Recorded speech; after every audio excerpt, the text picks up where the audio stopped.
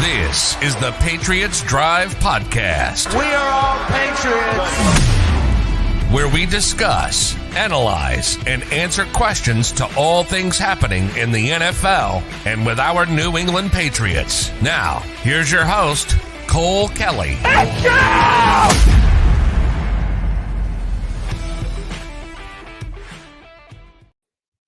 Welcome into another edition of the Patriots Drive Podcast. Tonight we're going to be talking about Patriots' upcoming matchup Sunday against the Browns on the road, looking to get even 500 on the year. This is a good Browns team. This is going to be a good matchup. It's the team that people thought were going to be horrendous until Deshaun Watson got back in Week 11, and they've held their own, and they've been in every single ball game. I mean, a couple things go their way, they could be 5-0. A couple things go the other way, they could be 0-5. It's been a bunch of close games. They're a tough, young football team with a ton of talent and one of the best run games in football. It's certainly elite, and that'll be a challenge. But we'll get into all that and more, go over some of the upcoming games in general in the NFL, this Thursday night game, our predictions for that, along with Sunday night, Monday night, and all the usual stuff we do there. And the over-unders are back. Zappy is projected to be the starter. We've seen him for a week and a half now, so we'll get into some injury updates as well. But that's what we got for now, and we have my co-host, Chase Campbell. How's it going, Chase? Oh, it's going good. I'm excited to be here previewing this game. A team that's, like you mentioned, like very streaky, very up and down. You don't know what you're going to get. They certainly have talent on the outsides with Amari Cooper, who's played better than I thought he would after getting traded from Dallas, and then obviously with Kareem Hunt and Nick Chubb in that offensive line, they got enough to play tough, hard-nosed football and really pound it down your throat as long as they want to, and they'll stick with the run game until you stop it. And so this will be a good test for our rush defense that hasn't looked too well against the Ravens, and then even the Lions. They didn't rush for a ton of yards, but there were times without Lawrence Guy where you saw maybe a little bit, a little more opportunities for them to get extra yards, and New England wasn't quite controlling the line of scrimmage with the defensive line. So this will be a huge test for our run defense and our linebackers and our safeties that are all going to be in the box, and I'm excited to see how they do. Yeah, and I guess we'll just hop right into it because you just mentioned it. One of the biggest keys to this game, I think, is going to be Lawrence Guy. That injury, he's missed the past couple games. He was limited. He's been kind of limited all week. That's a big one. This is one of the best running offenses in football. Nick Chubb is dominating week in and week out. So if Lawrence Guy can go, I think that's going to bring a big boost to this run defense. They were, like you said, they were spotty at sometimes last week, but when it really counted, I was extremely impressed. I mean, I think 5 out of those 6 third down plays, they tried to run it on like fourth down plays. Excuse me. I think they tried to run it on 4th and 1, 4th and 2, and the Patriots came out with big stops. And that is a really good offensive line that the Lions have and run game. So I was impressed. They're going to need more of that this week. It's going to be an extremely tough challenge. So if Lawrence Guy can be back, that's going to be huge. Some of the other key injuries, a lot of limited players. Mac Jones, I don't expect he's going to go. He's still he's starting to jog a little bit, but there's a difference between being able to jog a little bit and being able to go run around on a football field and get tackled and hit low and all that stuff. It's different. So I would expect him to maybe give it a go next week, but just be questionable tomorrow, not go, and then maybe give it a try next week. So that's an update on that. One other guy that we don't really know about, Jonnu Smith. He's been limited in practice. He's been there. I don't really know what the situation on him is going to be. We haven't got any updates on that. So we'll see how that progresses. And then the Browns, they had did not participate on some key players. Jack Conklin, he was resting. He's one of their tackles. Is it Joe Haig, offensive tackle, has a concussion? Yeah. He didn't participate. Myles Garrett with shoulder, bicep, and hand injury. He did not participate. Neither did Jadeveon Clowney. Denzel Ward with a concussion. Joel Benito with an elbow. He was limited. So there's a lot of question marks there. I spoke to a Browns fan today just to kind of get an update on if that's like a normal thing there. He said he would expect everybody to play. His only question mark is, I believe, Ward with the concussion. He hasn't practiced all week. So he thinks that's kind of the biggest toss-up is if he's going to end up playing or not. He said their new addition from the Falcons, I believe, Deion Jones, He said he thinks he's going to be ready to go. He's been practicing, getting full reps. He thinks he's going to be there. And then they have a corner eligible to come off injured reserve. Let me see which one it is. So he thinks that corner is going to be able to play as well, but that one's going to be maybe a game time decision, maybe a toss up. But they have 2 open roster spots. Greedy Williams, is it? Yep. Greedy Williams. So they got a couple key injuries there, but expected to have everybody really there to play. Denzel Ward's the big one. That's a toss up there, but definitely some things to keep an eye on and to monitor. Yeah, and then the other big one for the Patriots that we just got news of is Damien Harris. Hugh Parker's back. I appreciate it, Hugh. Did you figure out who it is or no clue? No clue. So you really I didn't do know. too much digging, but no one confronted me about it. So I don't know. It's just a fan. I was gonna say I figured if one of your friends or something was messing with you, they would have messaged you afterwards or whatever. And I don't know. That's funny. Hugh, I'm trying to see. Welcome back. I'm trying to see if I recognize the picture. Soccer? You got any soccer buddies? I don't. Not that I know of right now. But anyways, now you do. I do. Hugh is now my soccer one. Pure fan here. Yes. Wow.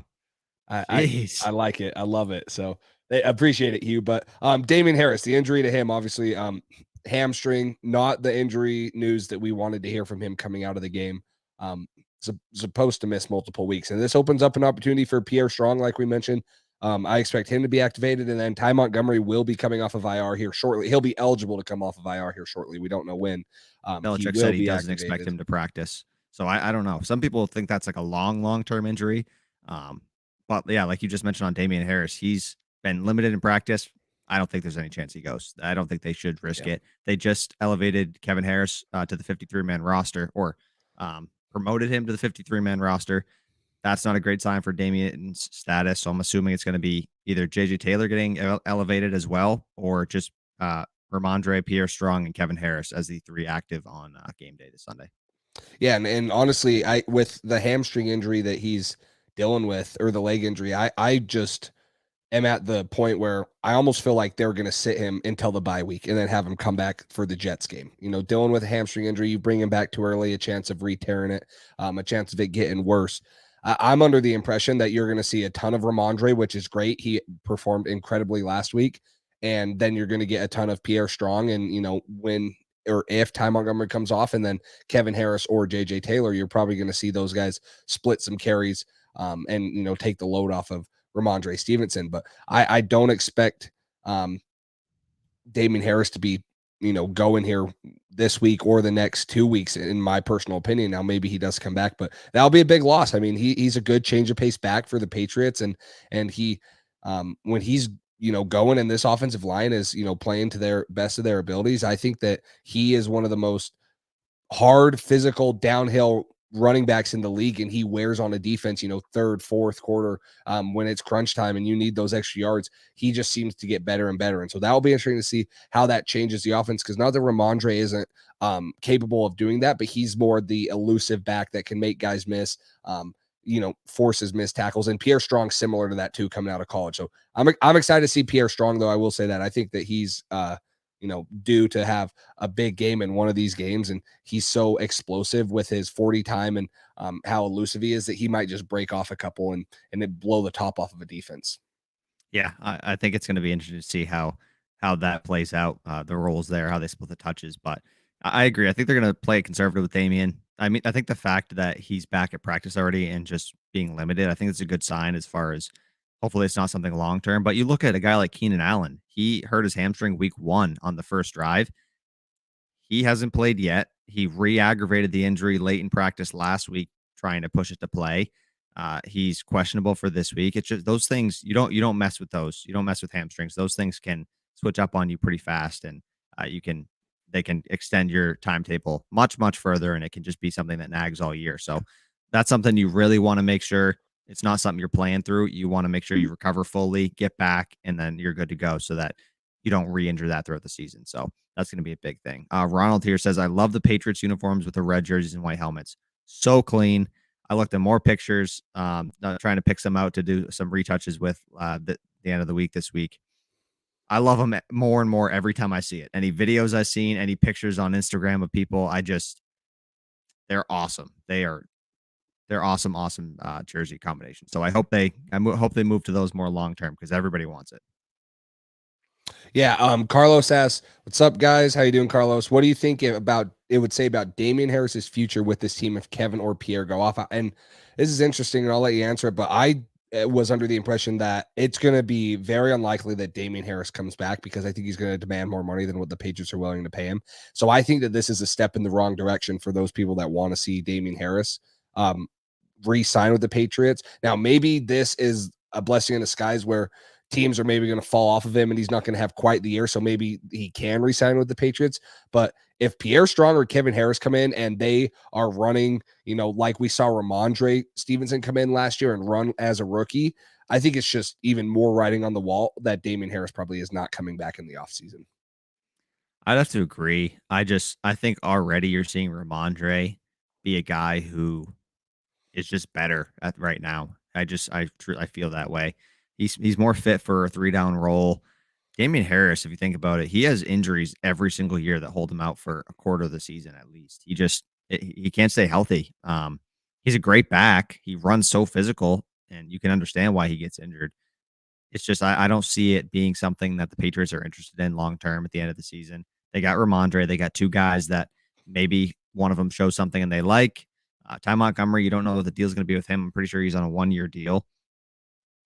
We'll see what happens, but I'm under the same impression as you are that Damien is not going to be back at the end of the year. Like you said, blessing in disguise. Maybe teams are afraid that, hey, this guy does get injured every year. We can't count on him to be our number one running back. We're going to need depth there, and maybe not every team is comfortable with that. So I hope he's back. I think the 1-2 punch with Ramondre and Damien Harris is awesome. And maybe in the future, we see Ramondre take that lead back role and Damien kind of goes to the number 2 and takes some of the less touches. Maybe it'll help him stay healthier. But I think keeping Ramondre fresh is why we see games like we saw Sunday, because that 1-2 punch, when you can stay healthy and stay fresh, it's lethal. So I hope we keep him around. I hope he comes back for a team friendly contract, but I just don't really see it happening, especially if one of these two rookies ends up showing that they got something.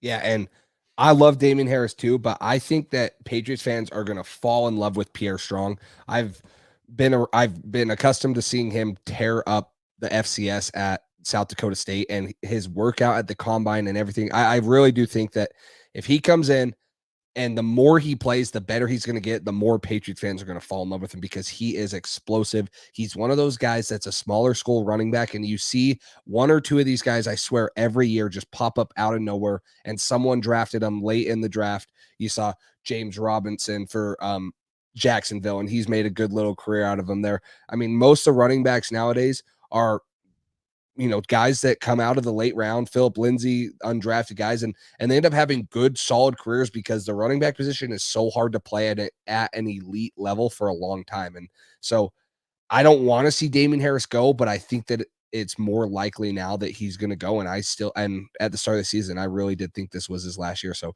it sucks to say that. And I would still like to see him have a role in this offense because as long as he's on the team, you might as well be, giving him carries and making your team better. But then again, get Pierre Strong going because I really do think in the near future it's going to be Ramondre and Pierre Strong, and that's going to be another really good 1-2 punch. I am excited to see what these guys have just because of what we've seen the Patriots having success drafting running backs. I'm excited to see if these guys have the same type of thing Ramondre did. I don't think they'll have the year one that Ramondre did just because they trusted Ramondre to be a impact running back week 1. And he fumbled, and then he kind of got put to the doghouse for a couple weeks, and then he came back. So the fact that these guys have one on the active roster and one of them on the practice squad, I think that if they really felt these guys were going to be impact players this year, then at least one of them would be getting some touches and not just having 2 active on game day, especially knowing the injury history for Damien Harris. So I'm not expecting big things this year, but I like a lot of the things that you broke down in your film review of Pierre Strong. I think he has a lot of potential to be a good fit, and especially if they're trying to transition to a new zone running scheme. It seems like they haven't really been doing a lot of that. They've been doing more of their normal run game stuff from the past, but that's what's working right now. Keep it going, and hopefully Pierre Strong has some success, and we can see even more of a brighter future with some of these young draft picks. Yeah, and speaking of brighter future, let's get on second game right here that Bailey Zappi is going to be starting. Pretty good in his first game, and I think that this is going to be another game where he can have a solid good performance and help New England to victory. I've been impressed with Bailey Zappi so far. I know a lot of people were like, he sucked in the preseason, and he did. I'm not trying to defend him, but what are your thoughts on Bailey Zappi, making his second start, maybe his last one if Mac Jones is healthy for Monday night next week? But what are your thoughts on Bailey Zappi coming back in and getting another start? And are you excited to watch him, maneuver this offense and, hopefully try to get another victory for us? I'm more excited to see Mac Jones back. I think a lot of Patriots fans are too, but well, you'd be surprised. And just for those Patriots fans who have Zappy fever and think that Mac Jones needs to go to the bench and Bailey Zappi needs to start, all it took for you against one of the worst defenses in the NFL was the Patriots offense putting up 22 points because their defense got a touchdown. Yep. 22 points on offense, which is the lowest point total that the Lions have allowed so far this year, I believe. And Bailey Zappi throwing for 188 yards, a touchdown, and a pick. That's your baseline of better than Mac Jones. 188 yards, a touchdown, and a pick. If that was Mac Jones's stat line, you'd be saying send him to the bench. He's garbage. Blah blah blah. Like, I feel like it's unreal the amount of overreaction people have to just seeing, oh, we won a game. This guy was that quarterback. It must be because of him. Give him all the credit in the world. He was fine. He was, for what we expected of him, he was great. He didn't lose us the football game, which is all you want from a fourth round, third string quarterback. Super happy with his performance. I hope he does the same thing again, doesn't lose the game, and we win again. That'd be awesome. But the fact that people are actually trying to have a conversation that Bailey Zappi is going to be the starting quarterback when Mac Jones is healthy is absolutely bonkers. There is no quarterback competition. There never will be as of right now. I mean, if Bailey Zappi goes on and throws for 600 yards and 5 touchdowns and no picks, and Mac Jones is out for a couple more weeks and he keeps doing that, okay, then it's like, all right, yeah, let's have a conversation. But as of right now, there's no debate. There's no quarterback competition. I can't remember what reporter said they spoke to a Patriots player, off the record, and asked if, I think it was Phil Perry, said he asked a Patriots player, so is there a quarterback competition brewing? And the player just laughed. Like, what are you talking about? There's no discussion. There's no debate. This is Mac Jones' team, and when he's back, he's going to be back. I think this conversation happened when the young GOAT 6th round pick took over for Drew Bledsoe too. Right. I'm just kidding. Right. I'm just kidding. Right. I'm just kidding. People are talking about, oh, Zappi looks just like Brady. But people said that about Mac Jones too. No. People are like, Bailey Zappi is Tom Brady but athletic. It's like, so literally the greatest athlete in the history of the sports in general. Like, what are we doing here? This is ridiculous. Like, he's an okay rookie quarterback who has done well to step up in a position and not lose his team football games. Like, that's it. That's all it is. I don't understand all the overreaction. It is what it is, I guess. But come on, like, this is ridiculous. If Mac Jones was in there, we would have put a 40 spot at least on the Lions. I truly believe that. I don't know. It is what it is. You can't stop the overreaction sometimes.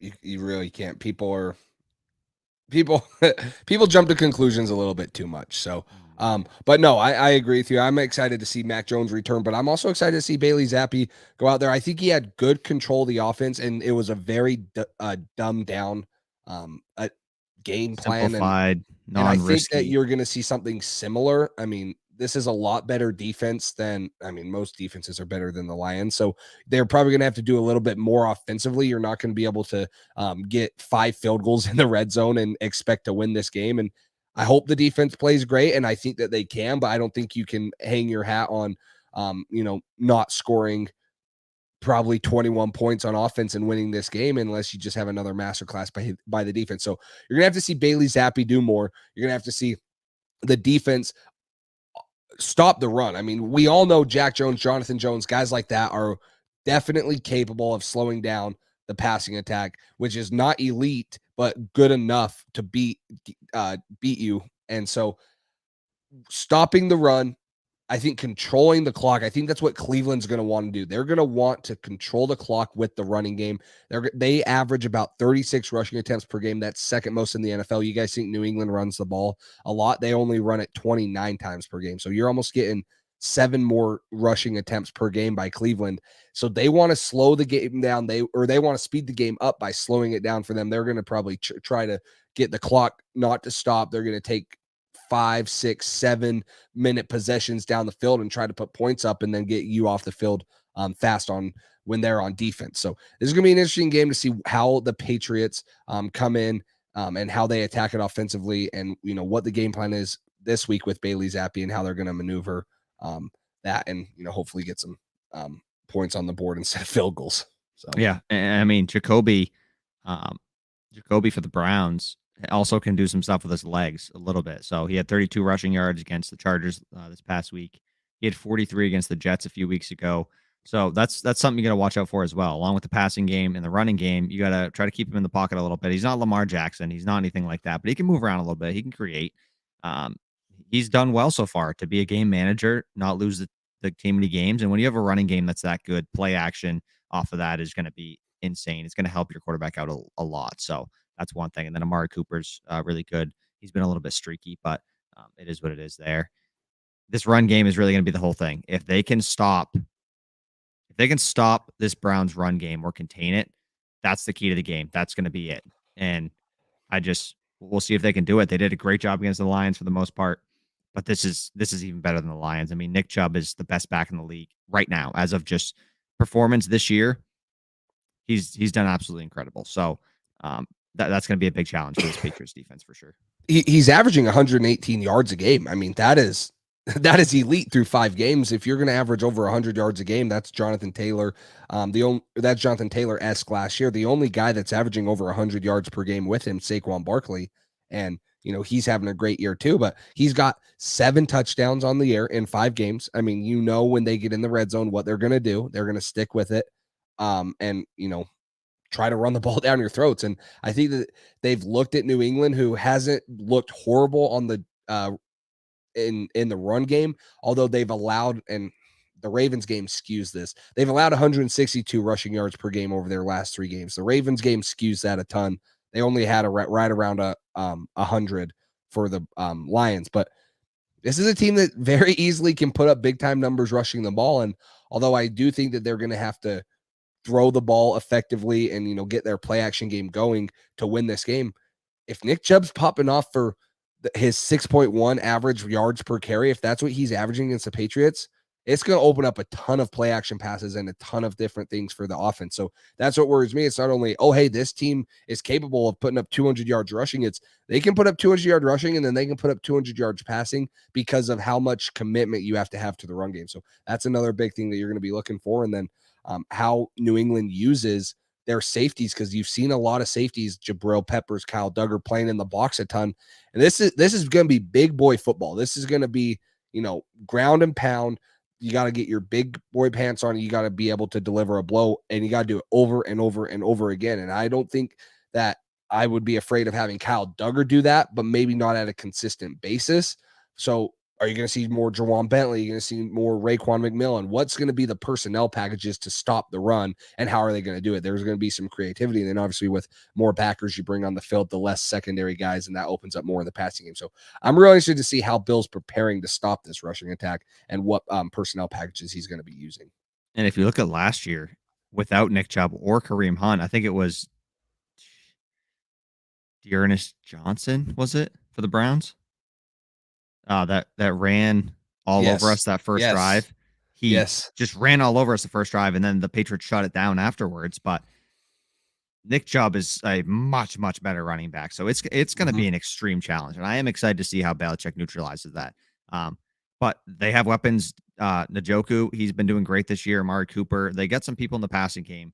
Like you said, if the Patriots are having trouble stopping the run game and they have to put everybody in the box to stop it, that's going to open up things for their passing game as well. So it's going to be tough. This is a really good football team. Their quarterback obviously is what it is, but he's been good enough to keep them in every game, and they've been in a lot of close games. So let me answer this real quick. Your boy Hugh says Mac's been looking rough this season, though. I think if anything, Zappi has put pressure on Jones to perform better when he comes back. If Jones returns and plays mediocre or worse like he has this season, I think it's very possible Zappi subs in. I mean, it depends how bad he's playing, but You look at it. You know who else was awful the first 2 to 3 games of the season? The defense for the most part. I mean, the Steelers game was what it was. I don't really count that. You know who's done better and better and looked really, really good last week? The defense. They put the team on their back. The offensive line has been much better. We've seen a lot of things start to pick up as this team knows who they are. It's the same thing as last year. It takes time for the team to know who they are. The Patriots always start off slow. That's what they're doing right now. I think Mac's going to go back in there. They're going to start to have a better identity of what they know they are. And if they start the offense that they were running with Mac Jones and the offense they've been running with Bailey Zappi is two completely different things. They weren't doing any of the 6 offensive linemen with Marcus Cannon in there. They weren't doing that stuff. They weren't pounding the ball. I think if you put Mac Jones in the same situations that Bailey Zappi was in the past 2 weeks, I think Mac Jones performs much better. And I think we put a lot more points on the board. That's how I feel. That's an opinion. The other thing too is the offensive line has played tremendously better with Bailey Zappi, which is crazy. Like where has this protection been with Mac Jones? Now I guess they're just starting to mesh. Yeah, that's what I was going to say. They're just starting to mesh. You have Michael Winu finally starting continuous games at right guard. You move Trent Brown and Isaiah Wynn, and I don't know if Isaiah Wynn will ever mesh, but and then you have a rookie. You have a rookie in Cole Strange who's looked phenomenal to this point. So you're 5 games in, and now your offensive line's starting to mesh. And so, like, right, this comment right here, he's getting hit on 40% of his dropbacks, which is an absurd number. So the one I'm looking at, he's under pressure about 27% of his dropbacks. He's being blitzed at about 30% of his dropbacks. So teams are still bringing a good amount of pressure against him because I think that they feel, oh, okay, this makes sense against the Lions. Maybe that's what he means. 40% against the Lions. Oh no, they only had 2 pressures against the Lions, right? Yeah, it wasn't much. I think this is just my assumption. I think he was saying it was the Lions talking about Zappi's performance. That's my guess. Or the O-line, if he's talking about the O-line or maybe the O-line. Yep, maybe. He's saying, he said no. I don't know. If he's talking about the you want to elaborate on that, just kind of Yeah. where we're missing what you're trying to say. But the offensive line, and even if he's saying that the offensive line played good against the Lions, Aiden Hutchinson has been a dude through the 4 games. Like their defense has been bad, but it hasn't been their front 7. It's been Aiden Hutchinson. Aiden Hutchinson's been good. Jeff Okudah's been playing good. Like the Lions have enough people on their defensive line to get pressure. So I don't know. If you want to say, yeah, it was the Lions, I get it. But the Lions front 7 has been no stranger to getting sacks and stuff. So I'm interested to see how the offensive line continues to improve, especially when Mac Jones gets back, because they really didn't click until week 10 or 11 last year either. Mac Jones was, coming in and he was having to step up and make throws against the Bucks, and that's a great secondary and a great front 7. He's stepping up. It was cool. So I'm excited to see this offensive line continue to progress, and I think that will be a huge step in Mac Jones continuing to improve and playing better than what he did the first 3 games. Yeah. And he clarified here. I was saying the 3 games Mac played, he was getting hit at 40%. The Green Bay and Detroit games reduced the numbers. Yeah. Okay. So that makes a lot more sense. But he didn't play against Green Bay or Detroit. No, I think he's saying pressure on the pressures on the season for the Patriots is my guess that they were at 40% when Mac was in, and they've dropped to, what did you say, 27%? Well, this is just Mac Jones. I'm just looking at Mac Jones on PFF. Okay. Just on PFF, he's under pressure 27% of the times. So, and I mean, I'll look more in depth on this, but he's been under pressure 27% of the times. And so do you have the numbers on Zappi or no? I wouldn't think I can pull him up. I wouldn't think that he'd be getting, or that it would be more times that he's getting hit. But anyways, Zappi's under pressure 20% of the time. Okay. So it is less. They have been better. And I think some of that comes from a rookie being a little slower processing. And that probably adds to the pressure. Is he's held onto the ball sometimes and been a little hesitant to make some throws just because you're a rookie. It's natural. And Hugh, no problem. No problem, Hugh. I'm not saying Zappi's been bad. I'm not. I'm trying to temper people's expectations as far as I don't think it's a quarterback competition. I have a lot of faith in Mac Jones. I have a lot of faith in his process. I think it's a new offense. I think things have changed. The offensive line has been horrible. I have a lot of confidence in Mac and how he's going to continue to to progress and how this offense is going to do once he gets back if he's healthy. I don't think he's going to be healthy. I think he's going to come back too early, which stinks.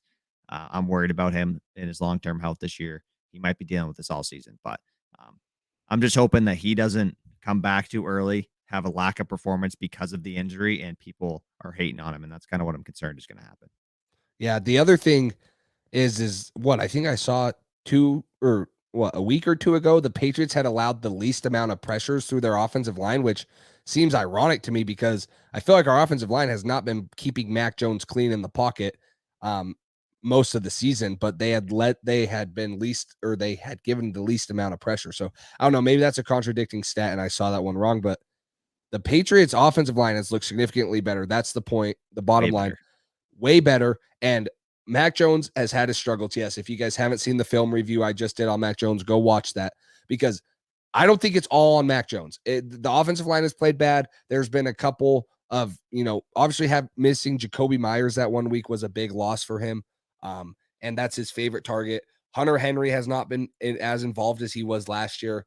Devontae Parker just has a breakout game right when Mac Jones gets hurt. And so they were developing chemistry. So I think that this is all around going to be an improved offense. And I don't worry about him, especially when we've only seen our starting quarterback play 3 games and he got hurt. So I don't worry about this offense down the road. Now, if they continue to struggle once Matt gets back and they continue to get guys healthy and, you expect them to have more time under their belt and they should be meshed together, then I will say that it's time to worry. But it's still too early in the season to say that this offense can't work out and Mac Jones is going to play as bad as he has through 3 weeks of the season. So that's my opinion. So this is from Patriots with a 1 on Instagram. He put some advanced statistics from, I think this might have been via PFF. The only pressures allowed in that Lions game was 1 pressure from Hunter Henry and the other from Ramondre. The whole entire offensive line had no pressures allowed, which is way better than what we've seen in the past. When Mac Jones was in. Let's see if I can find, maybe I can find something for one of the games that Mac was in, but it's just the eye test shows that. Okay, so here. So against the Ravens, Isaiah Wynn alone, 2 pressures, 2 hurries, 2 flags. Trent Brown, 2 pressures, 2 hurries. Cole Strange, 1 sack, 4 pressures, 3 hurries.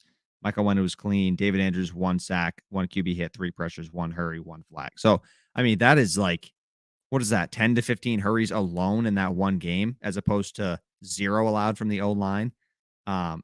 It's completely different. How the O-line has been performing without, before when Mac Jones was healthy and now that he's injured. I don't know what's clicking. I don't know what's changing, but I hope they can do the same thing when Mac is back because I think he's going to be a lot better if he gets the same protection Bailey Zappi has been. And the run blocking.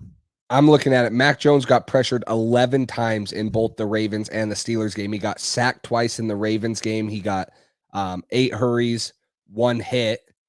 And then he had no sacks in the Steelers game, but got hit 3 times and had 8 hurries. So, yeah.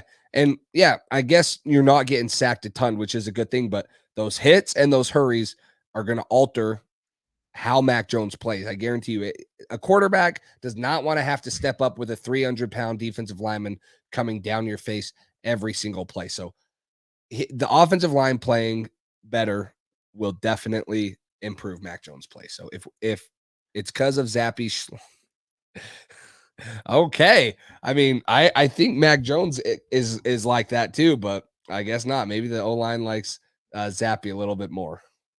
I don't know. I trust Hugh. He seems like he knows what he's talking about. Just as far as I don't know if he's gotten in with the Patriots. He is in there post game for the showers. I don't know, but no, I agree. I think it's a dramatic difference, the O-line play from before to now. So if they continue that and continue blocking as well as they are in the run game, it speeds up your process. If you're getting hit that often, it makes you hurry. It makes you feel like you need to process things super quickly, and it makes you not play as well. So I don't know. I think if Mac can be protected, I trust his instincts. I trust his ability to process and make the right decision. So I don't know. We can move on from that a little bit. But yeah, I think the key in this game is going to be stopping the Browns running game. Obviously, that's going to be huge. And then the Browns running defense is horrendous. So if we can pound the rock on them. That's going to be a huge key to the game. And then use the play action when needed. Let Bailey Zappi complete some easy passes and get the offense rolling. But it's going to be a really tough game, and we can go to the game picks if you want now. Yep, let's do it. Pats at Browns Sunday at 1. The Browns are favored at home by 2.5. What you got for this one? Yeah, I'm going with the Pats right here. I think that this is a game that New England should win, and to me, it's going to be a tough one. Like we mentioned, the running game will be the key. If they stop the running game, I have 100% faith because our secondary has just continued to prove me wrong. And that was my big worry throughout the offseason was how our cornerbacks, how young they are, how Jalen Mills maybe might not be a cornerback one yet. And so I think our secondary is now our strong suit. And I think if you focus in on stopping the run, and I think Bill Belichick will be creative enough to do that, that the Patriots will have a dang good chance at winning this game. And Bailey Zappi will, again, probably not win the game by himself, but he will do enough to put the Patriots in a position to at least win the game, and he won't screw it up enough. I think that that's probably another reason why New England liked Bailey Zappi coming out of college is he's not going to make many mistakes, knock on wood, right? Hopefully not. Knock on wood, but he's not going to make many mistakes. He was a 6th-year senior at Western Kentucky. He threw for over 6,500 yards over there, led the NCAA in touchdowns. Like he's an experienced rookie, and I think that will come into play here. I think that he's seen a lot of things already as a rookie, and that will continue to help him not win New England a ton of games, but also not lose them. And with the way this defense is playing right now, that's just enough. I'm gonna say the Browns take this one by 3. I think it's gonna be a close game. I think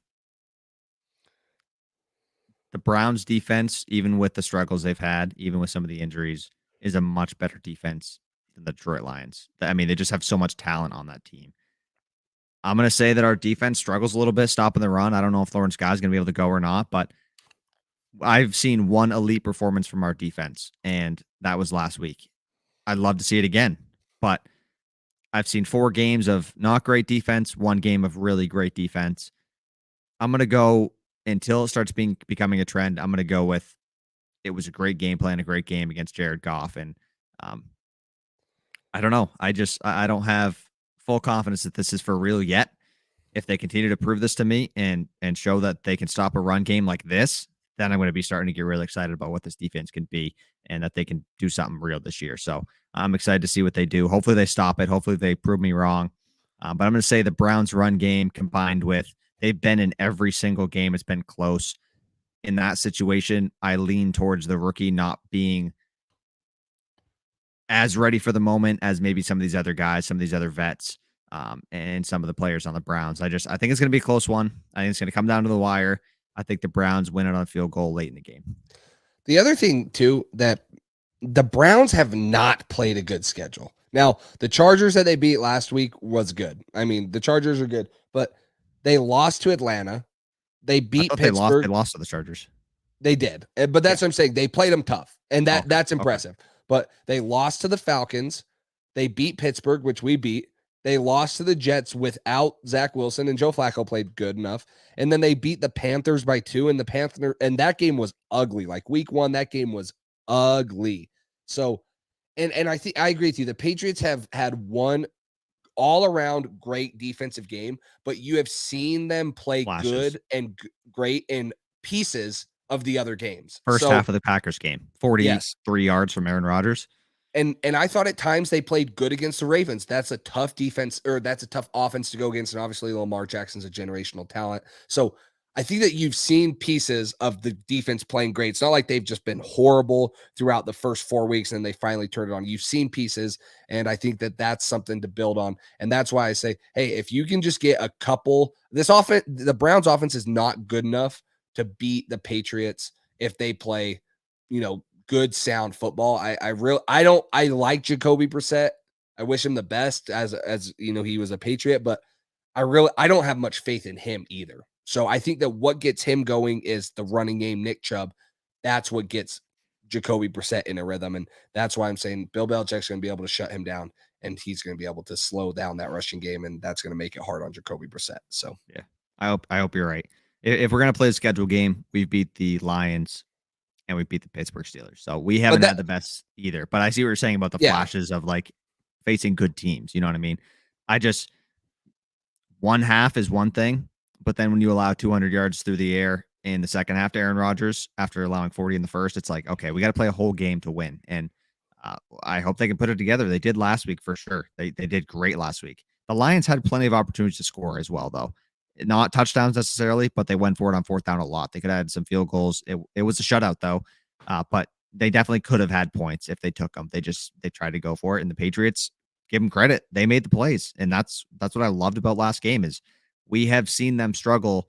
It feels like the other team is always making those key plays in those key situations, and the Patriots did that last week. So that gives me a lot of confidence and a lot of hope of that. If we can see that again this week against this elite running game, if they can stop this running game, I'm going to be feeling really great about the potential of this defense for sure.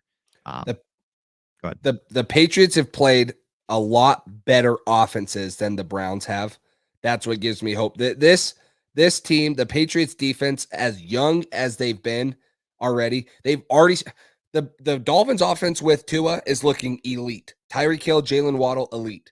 The Ravens are an elite offense. Aaron Rodgers, he might not have the weapons around him. He's still an elite quarterback. And I don't think that the Browns, their running game is second to none, but I don't think that their offense is as elite as those three teams that I just mentioned in an all-around thing. Now, rushing game's different, but when you talk about explosive offenses, they're not as explosive as the teams that we've already played. And so I think that New England's already played three better offenses than the Browns right here.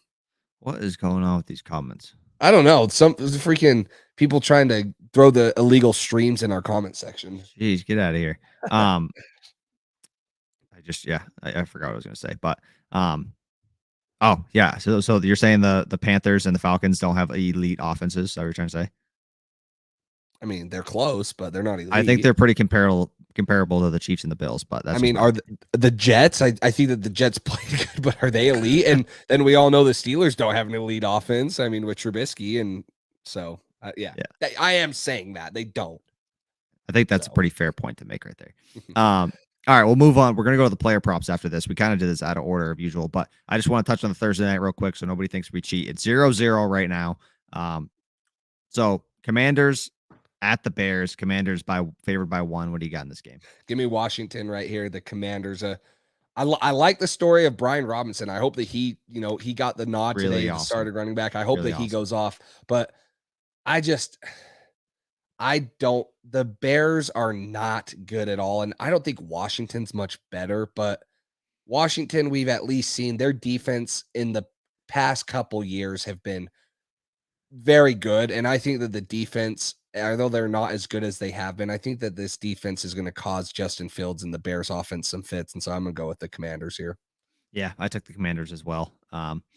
Based off how the game's looking so far, I wish maybe I had picked the Bears. Even though it's 0-0, the Bears have been in the red zone a few times, but they haven't scored. So it doesn't. Wait, they've been in a few times. Have they gone for it or have they missed field goals? So they were at the 5-yard line. I think it was 2nd and goal from the 5. A ball got tipped in the air, pick. And then they went forward on 4th and goal from the 1 and couldn't get it. Turnover. And then I don't remember. There's one other one that I don't know what happened, but they've been close multiple times. The Washington offense, I don't think has been anywhere close to the red zone. But the Bears they've been moving the ball well. So the Bears are going to Bears. They're going to be the Bears, man. That's crazy. How about, speaking of the Bears, I mean, this is kind of a preview for next week, but how about N'Keal Harry circling the game on the calendar for the Patriots? And he was inactive today. He's making his season debut against New England. That's going to be exciting. That will be the biggest storyline next week. Make sure you guys tune in next week for our pregame show, because Monday Night Football ain't about the Patriots Bears. It's about N'Keal Harry redemption. Exactly. So what Jay said there. All right, let's get into the player props. So we can get you guys out of here and back to watching this spectacular Thursday night football game. But Bailey Zappi, 195.5 passing yards, over or under. What you got? Yeah, give me the over right here. Surprising, but this is gonna be his last start, so give me some faith in him. Let me have a little fun with this. I'm gonna say over here, but Jacoby Myers looking fantastic. I think that you're gonna have another great game from Ramondre Stevenson. I'm gonna go with the over here. I like it.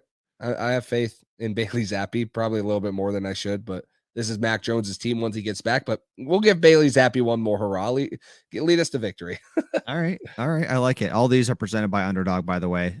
Huge thank you to them for sponsoring this. Go check that out. Use code PATSDRIVE. They'll match your first deposit up to $100, dollar for dollar. Great. Wow, we use it every week. I had a tough week last week, but the week before was awesome. I put a lot of money on Damien Harris over half a rushing / receiving touchdown last week, and he got hurt. He had 6 snaps, so that was a tough one. But I bounced back with some of my other parlays, and but back to the Bailey Zappi. I'm going to go under on this one. I think we're going to run the ball a lot. I think this passing defense is a lot better than the running defense is for the Browns. Not that it's elite, but I think with Myles Garrett pinning his ears back, rushing the passer, and then some of the talent they have in the secondary, depending on which guys are healthy and ready to go, I think Zappi's going to be under this. It's a really low number, but that kind of shows you where I'm at with that whole QB situation. But on to the next one. Sorry, I was just going to throw in one more thing. Even with Bailey Zappi, I'm trying to pull this up. Sorry. Even with Bailey Zappi only throwing 21 attempts yet last week, he averaged 9 yards per attempt, which anything around 10 is really, really good. And he had 188 yards. So yeah, I do think the running game will be the key for the Patriots as well as stopping the running game for the Browns. But I think Bailey Zappi, more comfortable. Now he's in his second start, more practice time. I think that he has a chance to go over 195. So, all right. Jacoby Brissett over under 213.5 yards. Yeah, under for me. I think this is a little high for Jacoby Brissett. I think that they're going to be super reliant. Did you lose the overlay? No, I was there we go. Oh, there you go. You looked like it disappeared. You couldn't find it. So well, I was checking something. One of the overlays I made for Monday Night Football, I think I might have made it for the Thursday Night Football game next week. So I'm not sure, but I'll check on that. Go ahead. Sorry. No, but I think that he's going to go under here. They're going to be super reliant on the run game, and I think that I have a lot of faith in the Patriots secondary. Other than Amari Cooper, no one really scares me in the passing game. He might get open for a couple, but I think that he's going to go under the 213 passing yards. So, all right, I did for the Monday night one. I did the Thursday night game for next week, so I guess we have that for next week. There we go.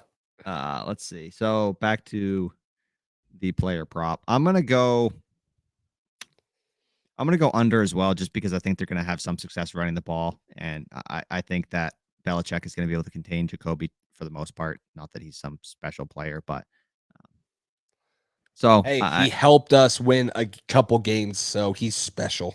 When, according to Martellus Bennett, Jimmy G was being a bitch. So with his injury, he said, "I found the stat. It was adjusted to remove screens and under center passes from the pressure." Okay, so that's a little more specific of a stat necessarily, but I see what you're saying with those numbers. So, all right, on to the next one. Ramondre Stevenson over under 105.5 total yards.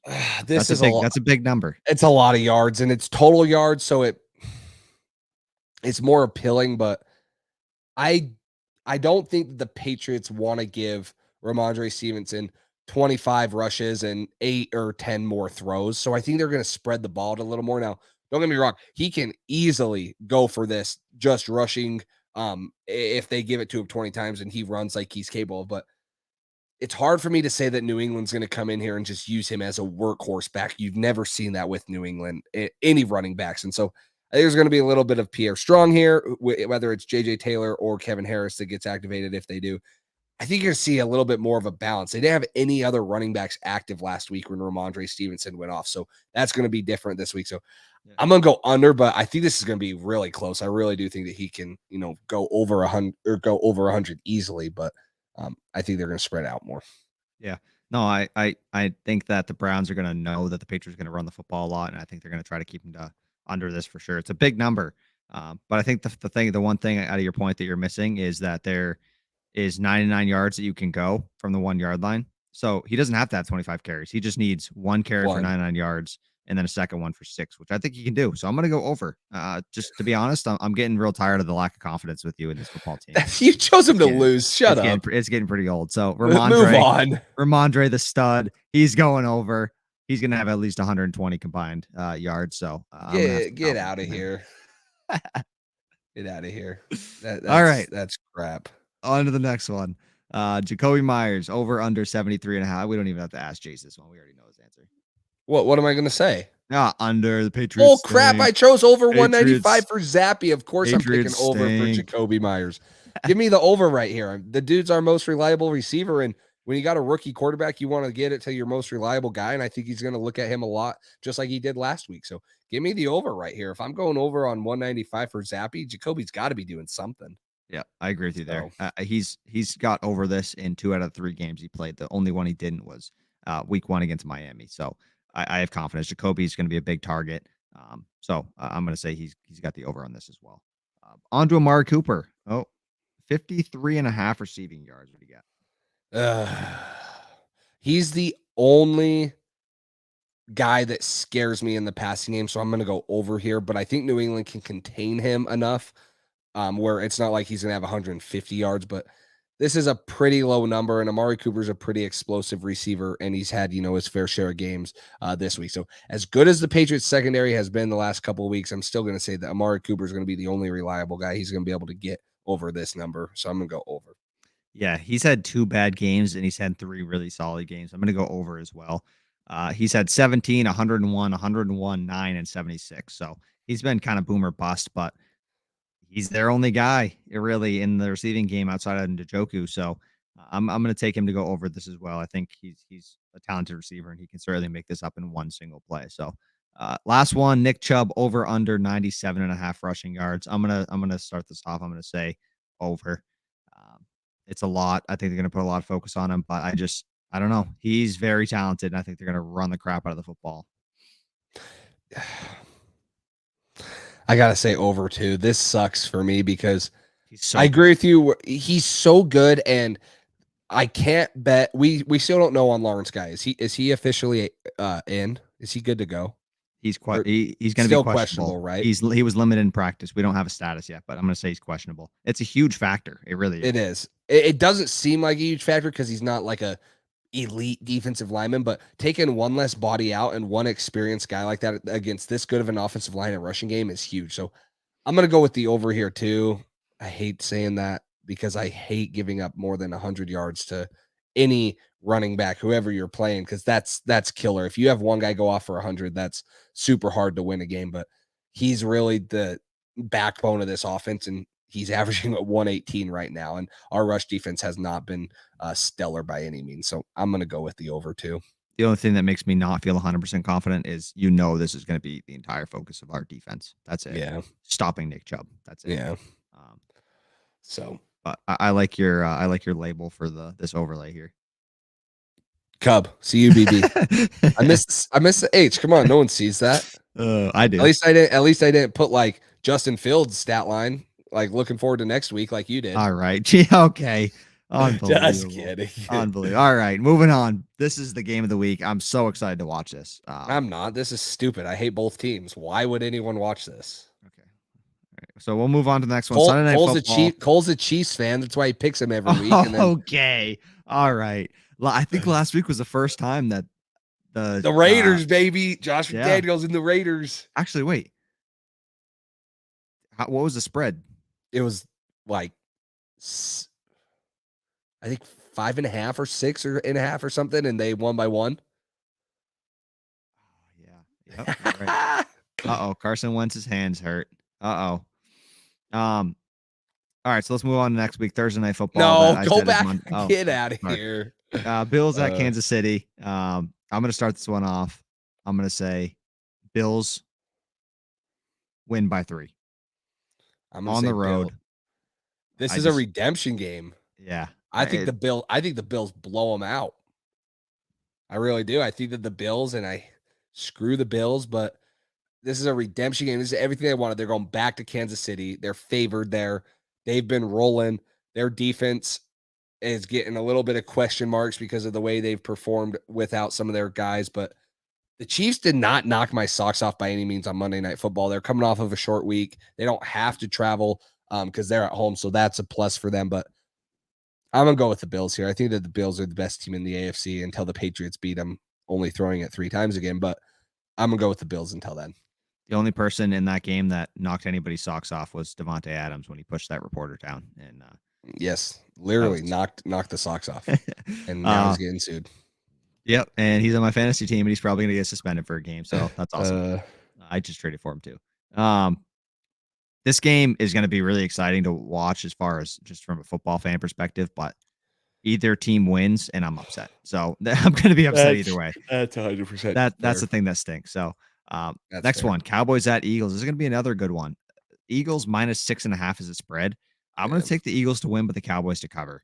I just think the Cowboys defense has been so good. This is going to be probably the best defense the Eagles have faced. Vice versa. I think the Eagles defense is good too.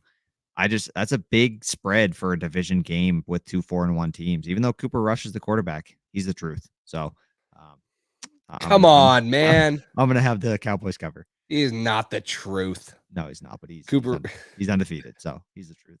I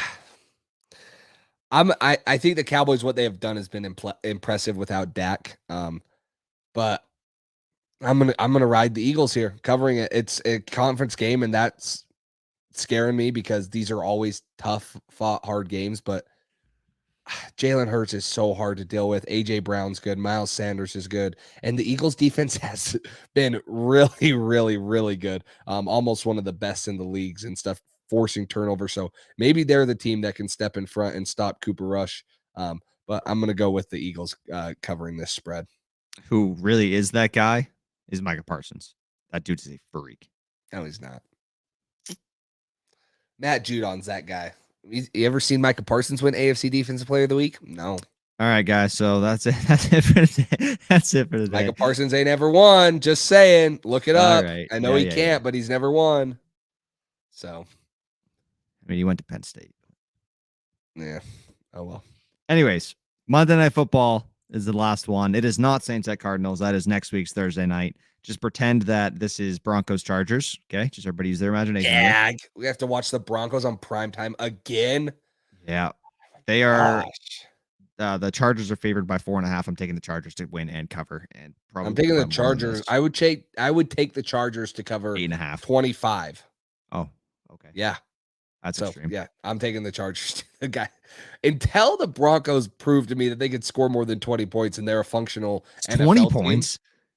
Yeah, true. I think they would take 20 points. I think they would take 20 points any day of the week. If they can put out more than 3, if they can put out more than 10. I mean, they just what did they lose? 12-9 in overtime. 9 all field goals, baby. How fun is that? Ugly game. Talk about ugly game. The one we're watching right now, 0-0, about to be halftime. So there you go. That's exciting. Well, you guys Thursday can Night Football snooze. You guys can get out of here and go watch that game because it's such a good Thursday nights are so fun. And then now you can't just watch on your TV. You actually have to log into Amazon Prime, right? Yep. So Thursday Night Football's the best. Unless you use those illegal streaming websites, which we do not condone, but they keep putting things in our comments for some reason. So they do. Yeah, that's what it is. All right, let's wrap it up. You got anything else other than underdog, which we already talked about? But go Patriots. Go Pats. It'll be a good game this weekend. Cole picked the Browns. He really said go Browns under his breath. Cole cares more about his record than he does the Patriots. Wow. That's funny. That's funny. Ramondre's going to have like 10 yards. I don't know. I just don't. What do you mean? I said he's going to have 100, just not 105.5. You know what that sounds like to me? A lack of confidence. Well, you're lacking confidence in Bailey Zappi, so thanks, dude. If this was Mac Jones, I'd say the Patriots win by 600. So I would take them to cover. All right, that's it for tonight. Should be a good one. The Browns fan I talked to said he feels like this is a must win for them. Just as far as their defense has been struggling, I guess their defensive coordinator might get fired if they keep struggling. So that's something to keep an eye on just in general. Hopefully the Patriots can take advantage of that and come out on top this game. I think it's going to be a good one. I really do. I think it's going to be close, hard fought, tough nose football from both teams. It could be a 10-minute game because of all the running. So good. You don't have to take out much time out of your schedule. If you want, make nachos before the game because by the time you try to make nachos, the game's going to be over already. Yes. So make sure you do that before. Don't take any bathroom breaks because you'll miss the whole game. Yep. So keep that in mind. But all right, that's all I got. Thank you guys for tuning in tonight. Of course, we'll be on Sunday night after the game. Maybe we'll have a guest, maybe not. That's a little tease. I'm not positive yet. But I don't even know about that. No, I'm just kidding. But yeah, until then, we will talk to you guys later. Thanks for listening to this edition of the Patriots Drive podcast. Follow us on social media to stay up to date with all things New England Patriots. Make sure you tune in to the next episode and check out patriotsdrive.com for more great content. We're on to Cincinnati.